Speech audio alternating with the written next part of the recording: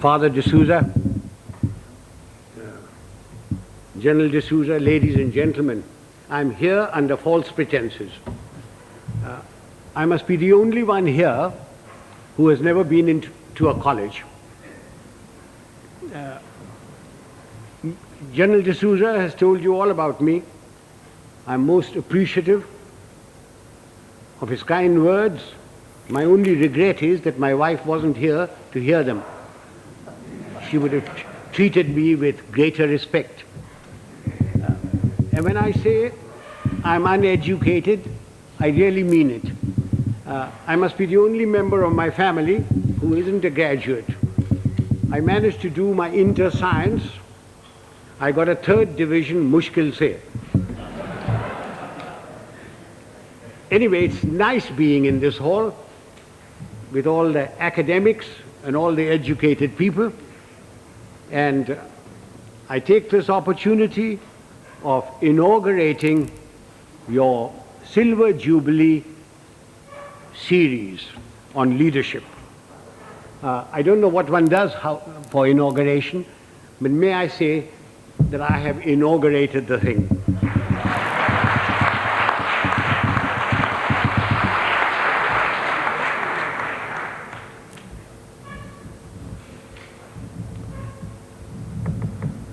For a long time,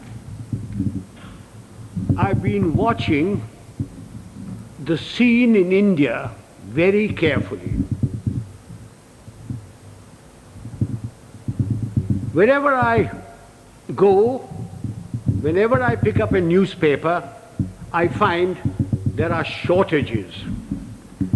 There's a shortage of fuel, there's a shortage of food, there is a shortage of foreign exchange, there is a shortage of housing, shortage of schools, colleges, everywhere. And everybody talks about these shortages. But the one shortage which is responsible for all these shortages is generally glossed over, which is the shortage of leadership.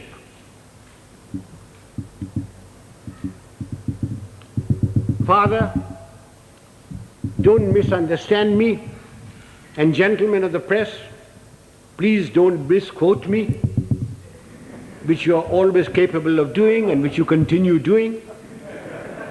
When I talk of shortage of leadership, I do not mean just political leadership. I mean leadership in every walk of life.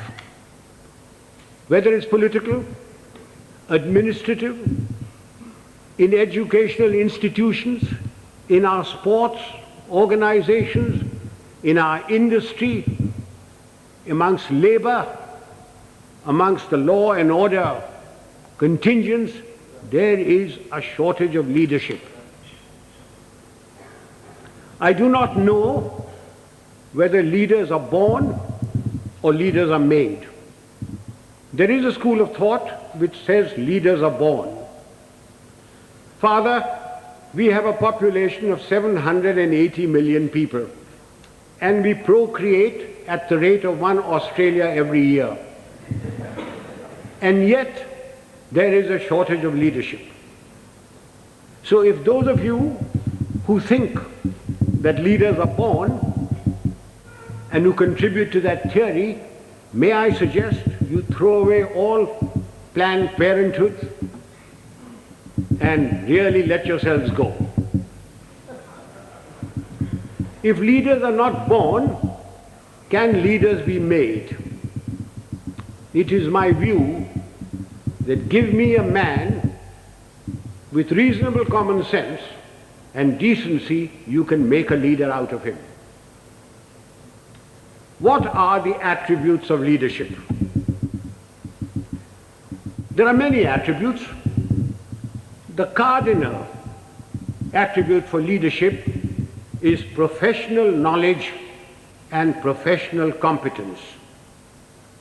Now you will agree with me that you cannot be born with professional knowledge. Even if you are the child of a minister, the son of a member of parliament or the progeny of a field marshal.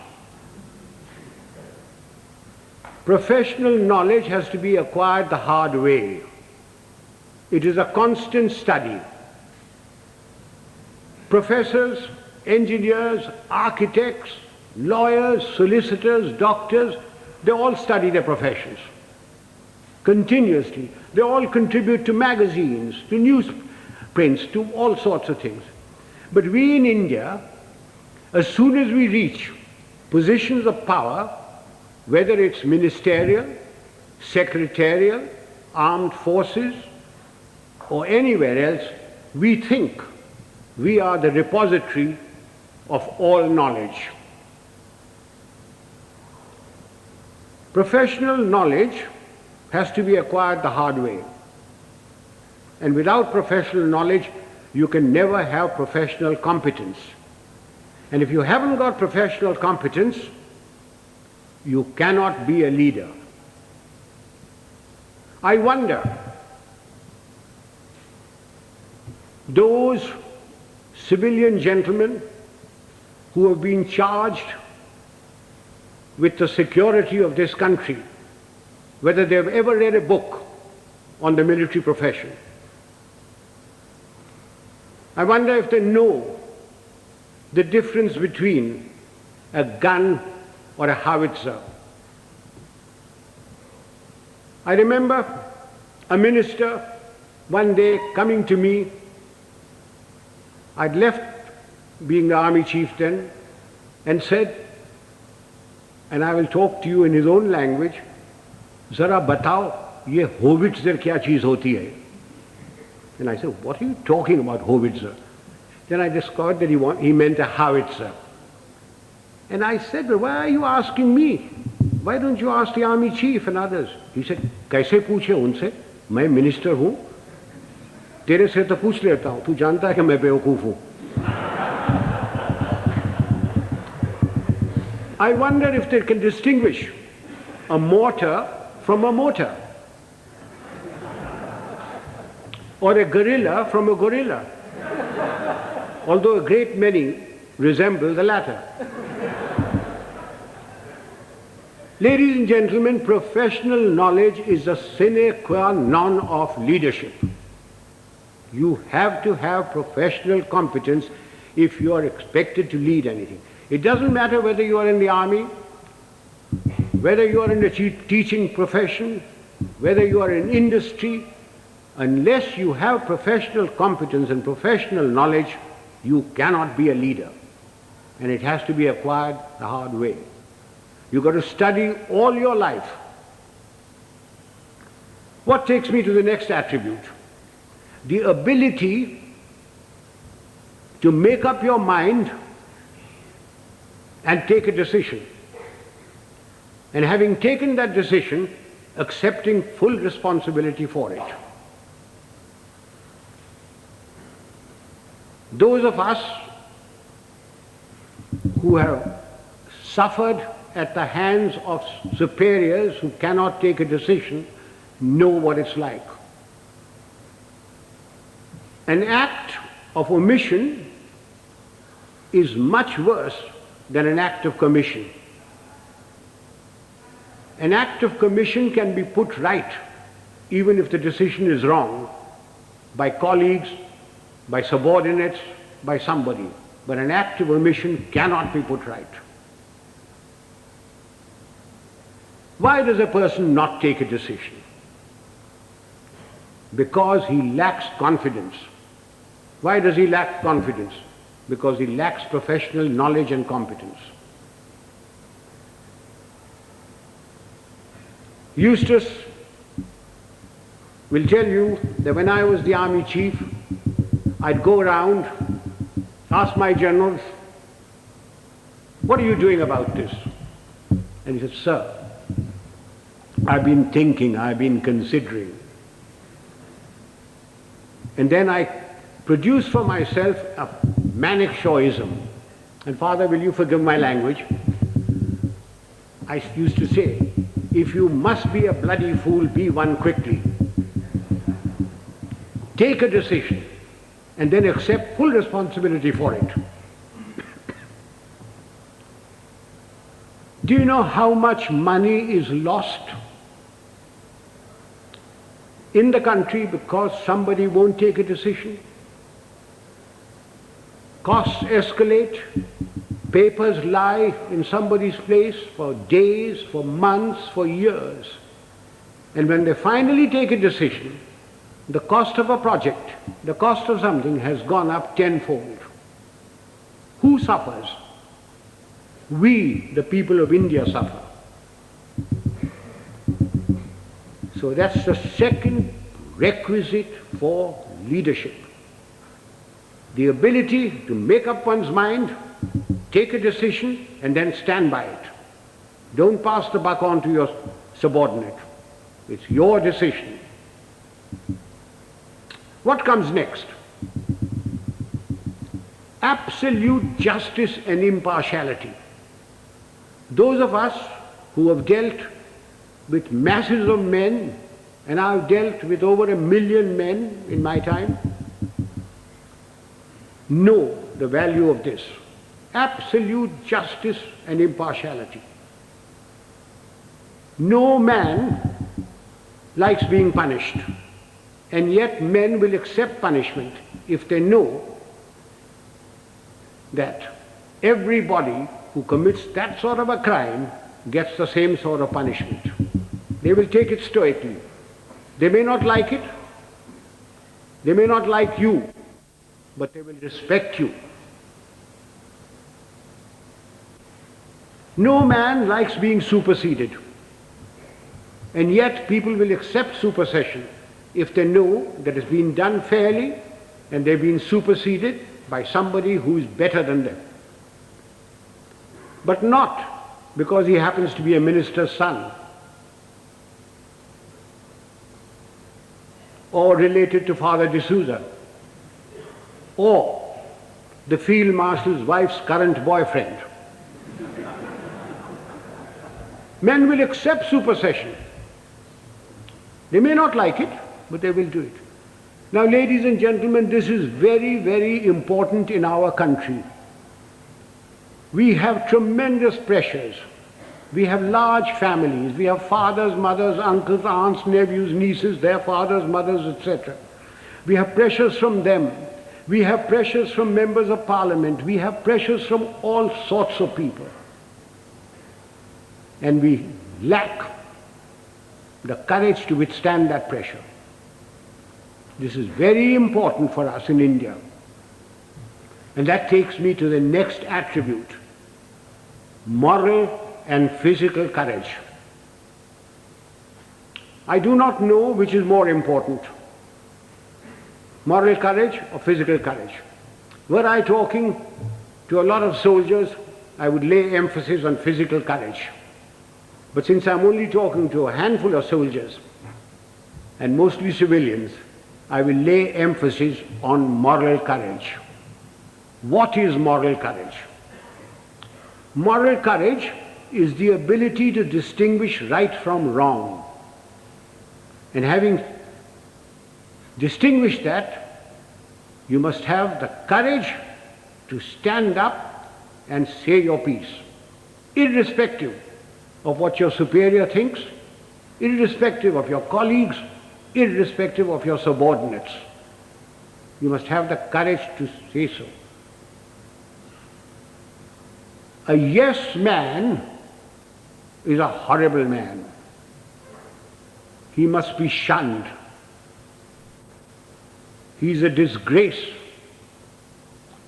He may rise very high. He may become a minister. He may become a field marshal.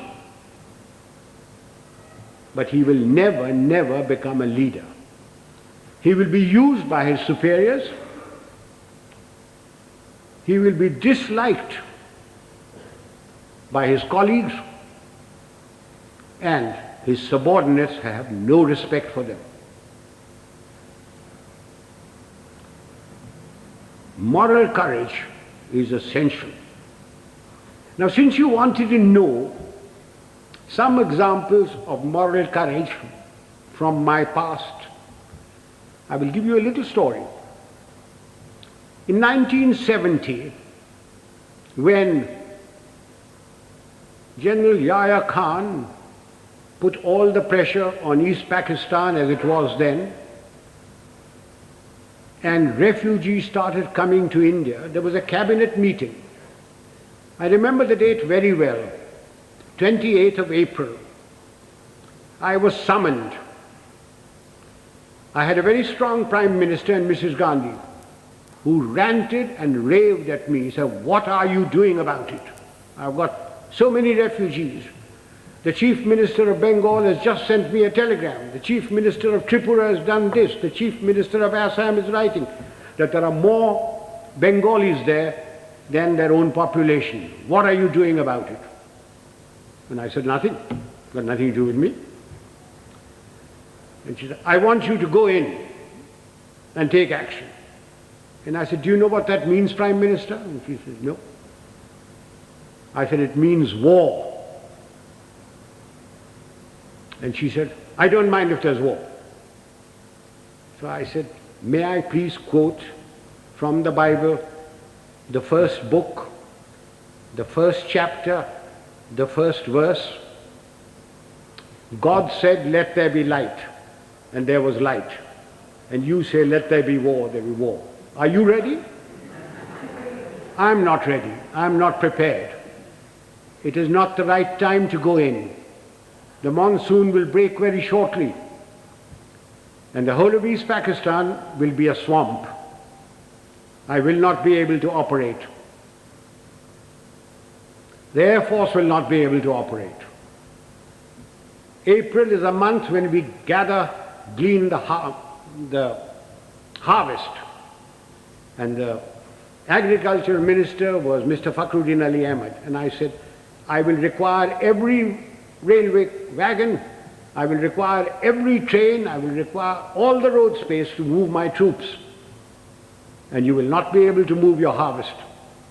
And then if there is a famine, don't blame me." And I said, the passes in the Himalayas start opening now, the snow melts. And then if the Chinese give us an ultimatum, I will have to fight on two fronts. And then the External Affairs Minister, the Khalsa, Sardar Swaran Singh said, "Do you think China will give ultimatum?" And I said, "You are the foreign minister, you tell me." And then my own minister, Xavier, who couldn't call me Sam, who used to call me Sham.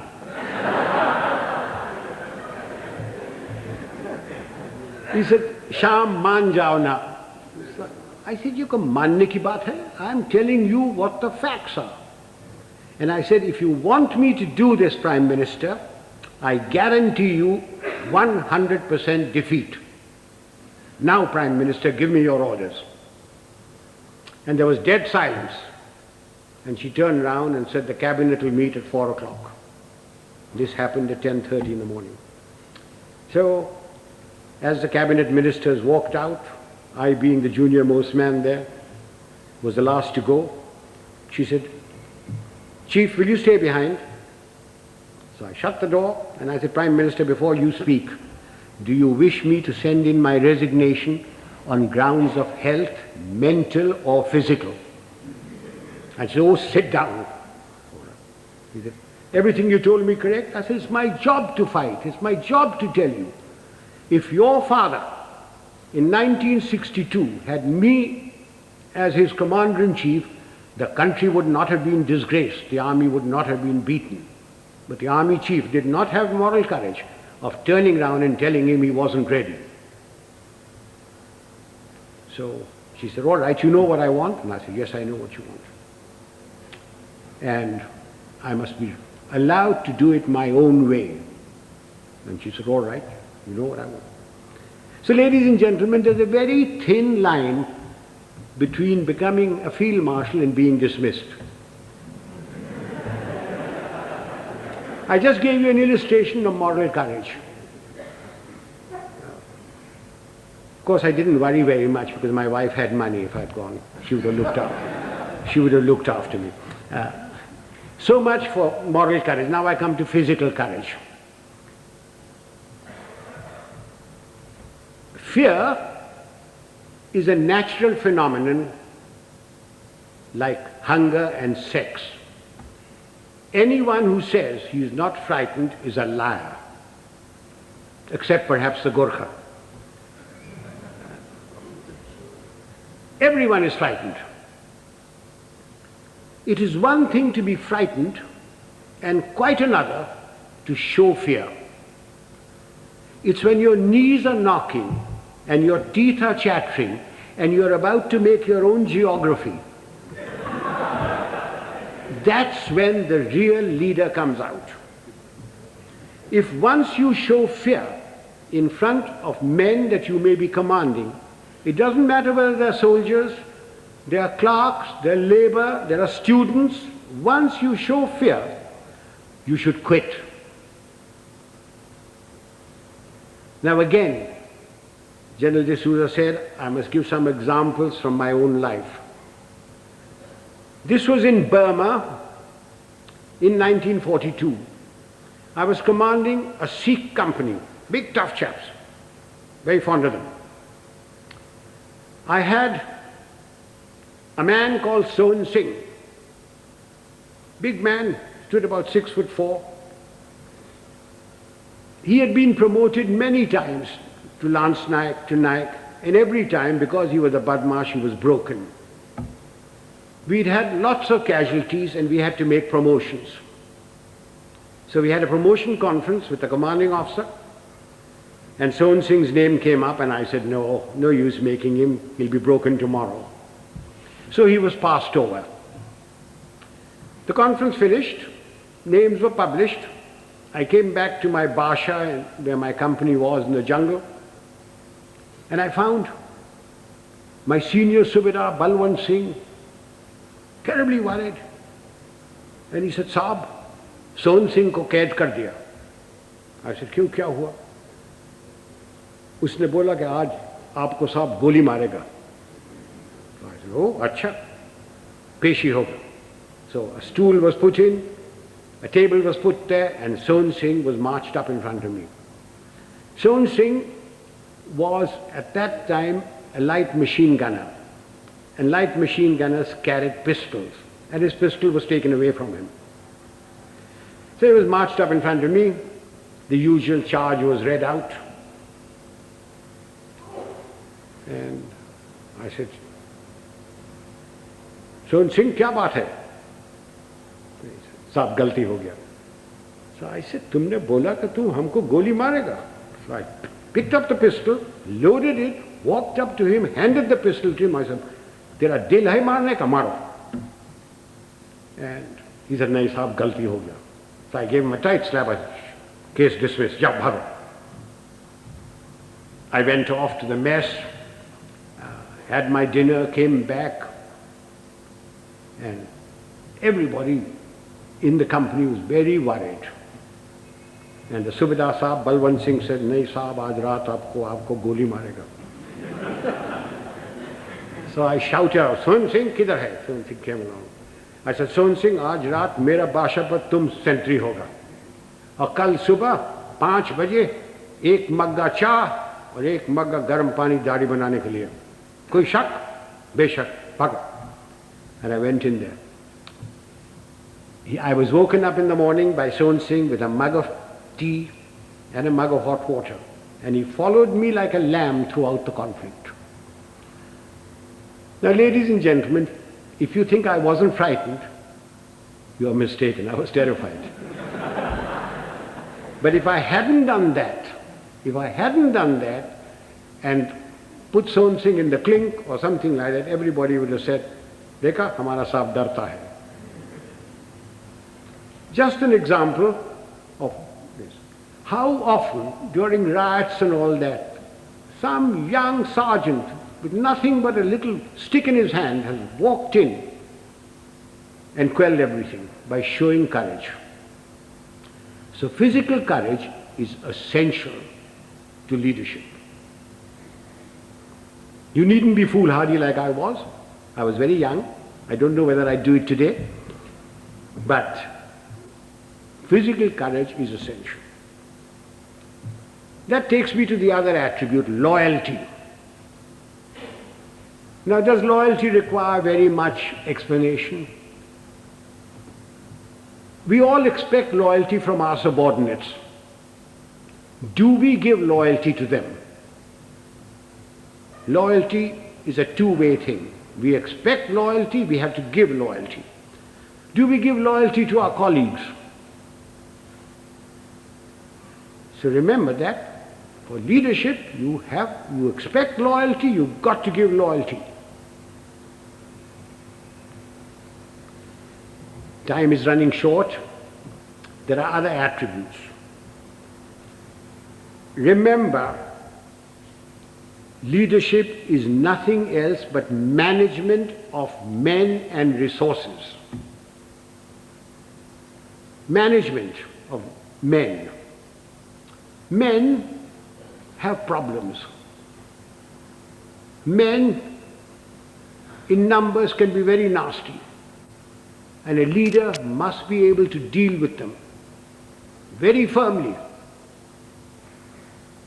When people misbehave, like they are misbehaving in Bombay these days, it's no use saying Jai Hind to them. You've got to deal with them very, very firmly. But you must never forget that men have problems. They have human problems. They have problems of debt, of family problems. They get easily despondent. And therefore, the leader must have a human touch. He must have a sense of humor to get them out of their despondency. He must have the gift of the gab. Unfortunately, our leaders have the gift of the gab, but they have no sense of humor. Further, men and women, generally speaking, like their leader to be a bit of a man, a bit of a lad. Take examples from history. Julius Caesar. Julius Caesar, you will agree, he was a great leader. When he came to Rome, the senators used to lock up their wives.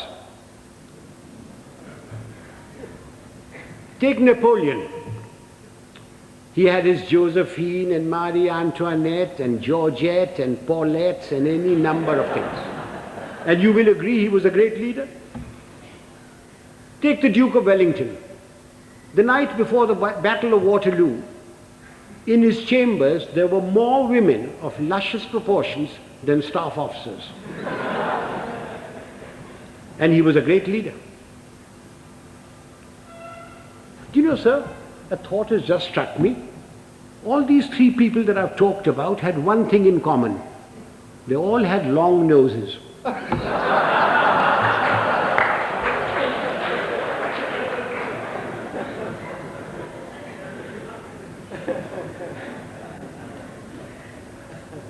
If my time is not up, can I crave your indulgence and talk for another 10 minutes? Ladies and gentlemen, no amount of leadership will put things right. There are two other aspects that we Indians must know and we lack badly. One is discipline and the second is character. What is discipline? Discipline is a code of conduct for decent living in society, one with the other. Who lays down this code of conduct? Not the Prime Minister, not Parliament. Of course, it's laid down in the Army Act. But I'm not trying to impose the Army Act on you. This code of conduct has come to us from father to son, from mother to daughter, from times immemorial. It's in the Bible, it's in the Gita, it's in the words of Nanak, in the sayings of Muhammad and Buddha. It's all come down. It's been refined as cultures have changed.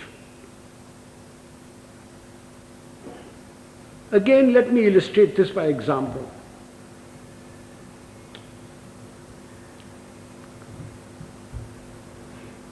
Non-punctuality is an act of ill discipline which is injurious to the state, injurious to its people. Some time ago, sir, I was invited to a university, as also my wife, unlike today.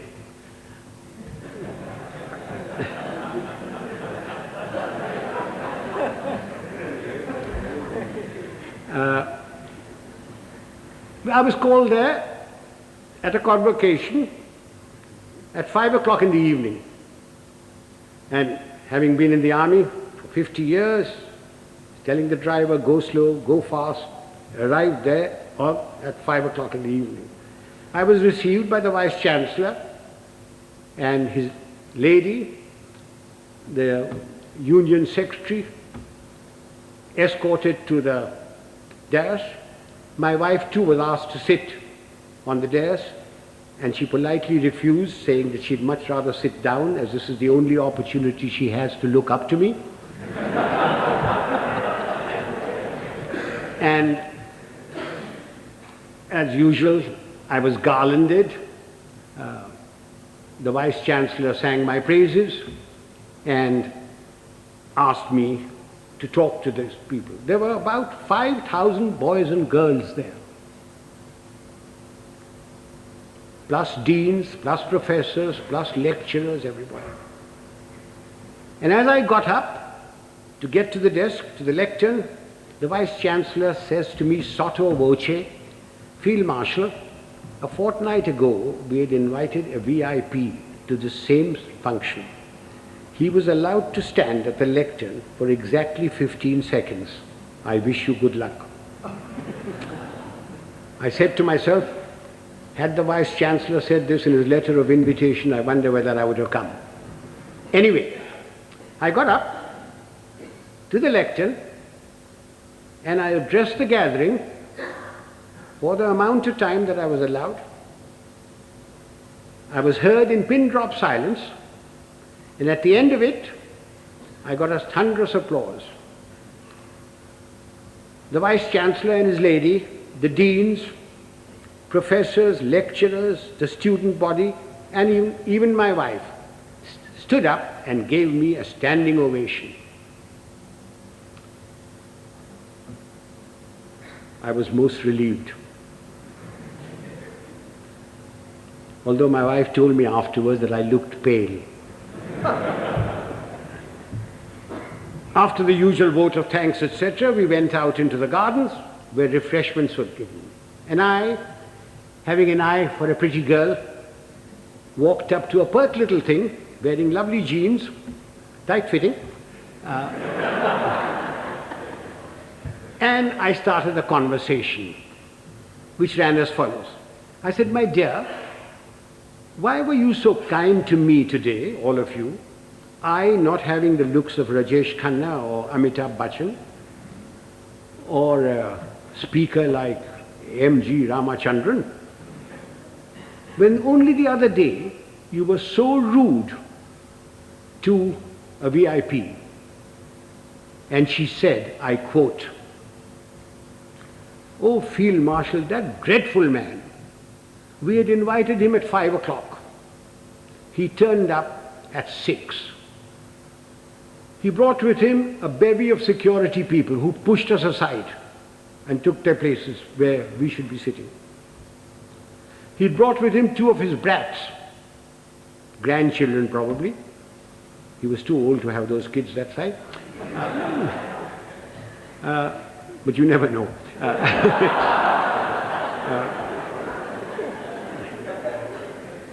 He was received by the Vice Chancellor and lady. He was the Union President garlanded him, and he demanded garlands for his 2 brats. The Union President, being very flexible, diverted the garlands for the Vice Chancellor and his lady to these brats.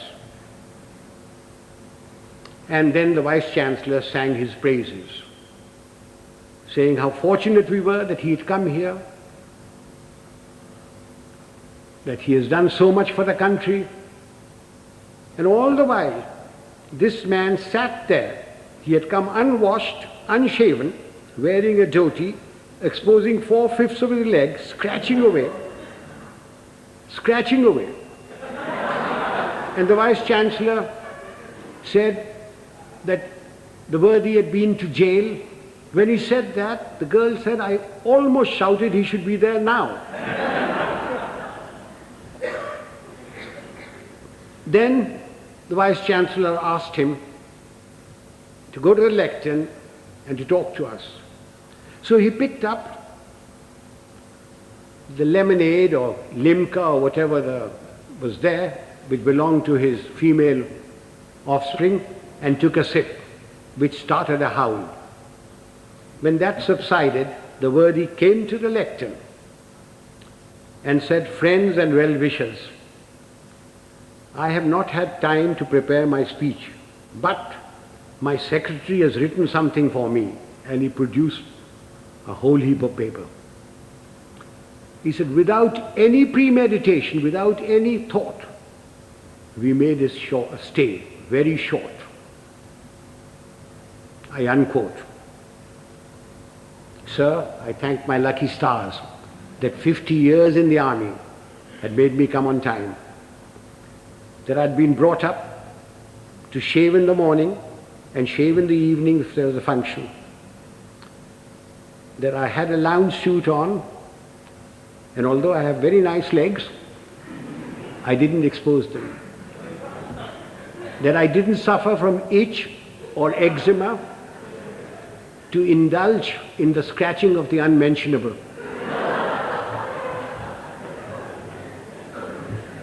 Now do you see what I mean by ill discipline?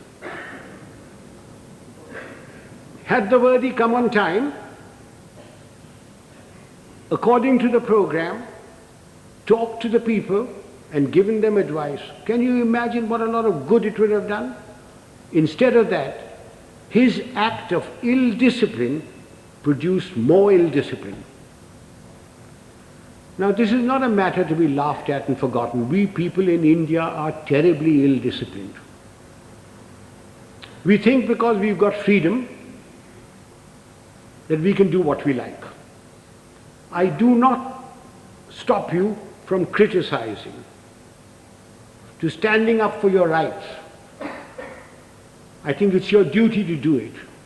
But what I abhor are the acts that we've gone into because we've got freedom. Why do we have to spit pan all over? Why do we have to write on doors and things? Why do we have to keep staircases dirty and filthy? Why do we have to throw garbage in somebody else's compound? These are all acts of ill discipline. It is because of these acts of ill discipline that you have corruption, you have smuggling, you have all sorts of things. Even animals in Tanzania are better disciplined. I went there 4 years ago and I saw lions, lionesses, zebras, etc. They were all so disciplined. If the lion wanted to do his stuff, he went behind cover. He didn't spit. I came back from Tanzania. I arrived at Bombay airport. I cleared my baggage, and as I was walking out, there was a big, fat slob of a man who squirted damn pan on my trousers. And when I gave him a tight kick, he was most indignant. He didn't think he'd done any wrong. Why? Why do we tolerate it? So much for discipline. So everybody's been extremely well disciplined so far. Will you give me your indulgence for just another few minutes? I said character. By character, I don't mean the sort of thing which the father will preach to you. Of course you must be honest. Of course you must be truthful. Of course you mustn't covet thy neighbor's wife. Not when father is listening. Of course you mustn't. All that is part of character. But I mean something bigger. It's knowing yourself, knowing what you really are. Unfortunately, we lack that sort of character. And what little we have is denuded by our fans, by the sycophants around us, by the hangers-on. Again, let me illustrate this by an example. Some years ago, Hollywood produced a picture of the great violinist and composer Paganini. And they got a very handsome actor, tall, good actor, who had some knowledge of the violin to take the part of Paganini. And he was drilled to perfection, so that when that little cadenza was played and screened, the critics raved over it, raved at the movement of his fingers and of his bow. And this man's fans, sycophants, hangers-on, went on telling him that he was greater than Menuhin, greater than Heifetz, greater than Chrysler. And the man started believing it. And it took 8 months in a psychiatric home to rid him of this delusion. Do you know, sir, after the 1971 conflict, my fans, my hangers-on, the sycophants around me kept telling me, "Sir, you are the greatest general the century has produced. You are better than Rommel. You are better than Guderian. Auchinleck was nothing." And just as I was beginning to believe it, the Prime Minister created me Field Marshal and sent me off to the Nilgiris. And a hard-headed, no-nonsense wife deprived one more inmate of a psychiatric home. I thank you, sir.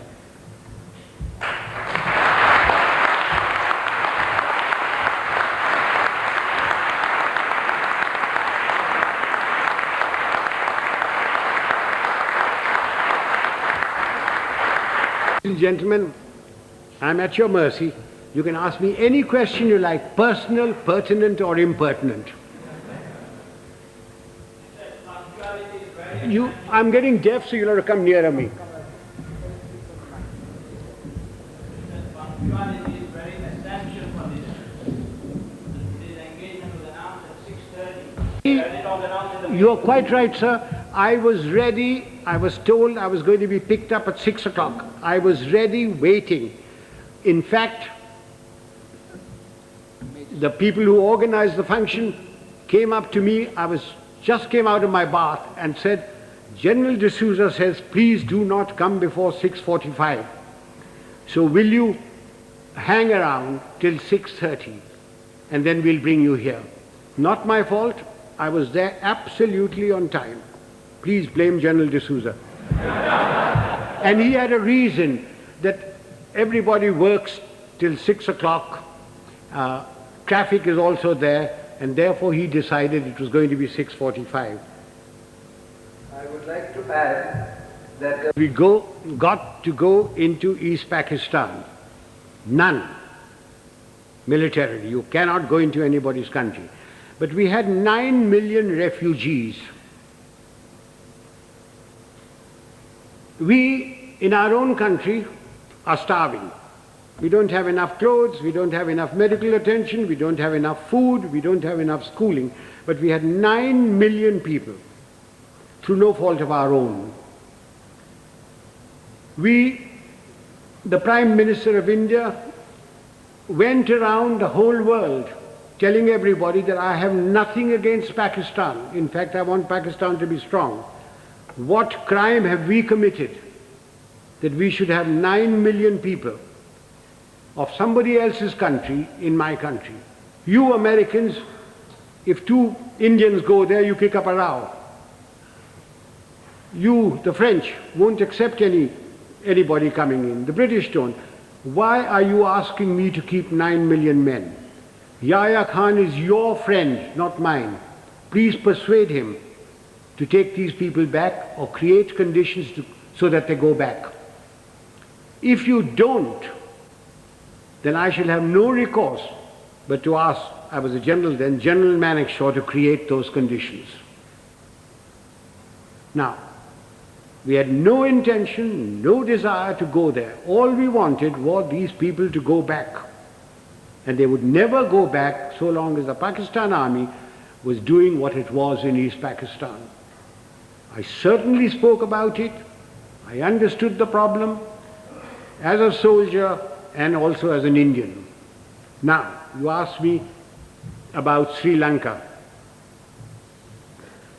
The number of refugees that have come in, very small. In fact, they don't want to go back.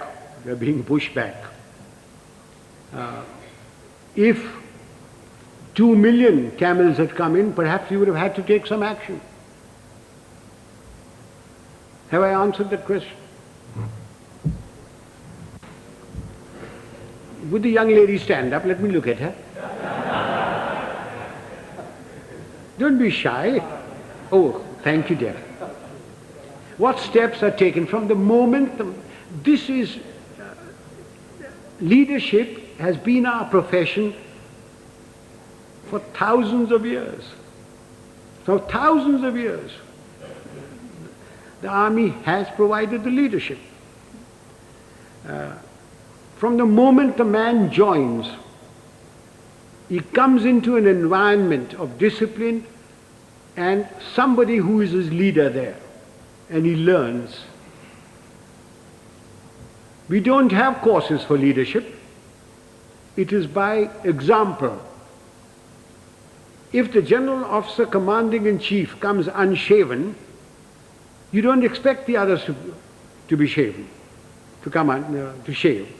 But because he is shaven, properly washed, properly clothed, everybody else is. If the general officer or the colonel takes bribes, then you don't expect his people not to take bribes. But he doesn't take bribes. Now you ask me, why doesn't he take bribes? Everybody else in India does. And the answer is very simple. It's environment and also fear. If I gave an order and one man disobeyed it, he could be tried by court-martial and given 2 years imprisonment. If 2 men disobeyed my orders, it is considered as mutiny. He is tried by general court-martial, and given 14 years imprisonment. But in civil life, who cares? The policeman takes a bribe. The inspector takes a bribe. Somebody disobeys orders, what happens? You suspend him. He gets a writ petition by paying 25 rupees to any wakil. His case drags on. Eventually he is reinstated, probably gets promotion. But in the case of the army, there's environment from the moment he joins, plus fear. There is great fear.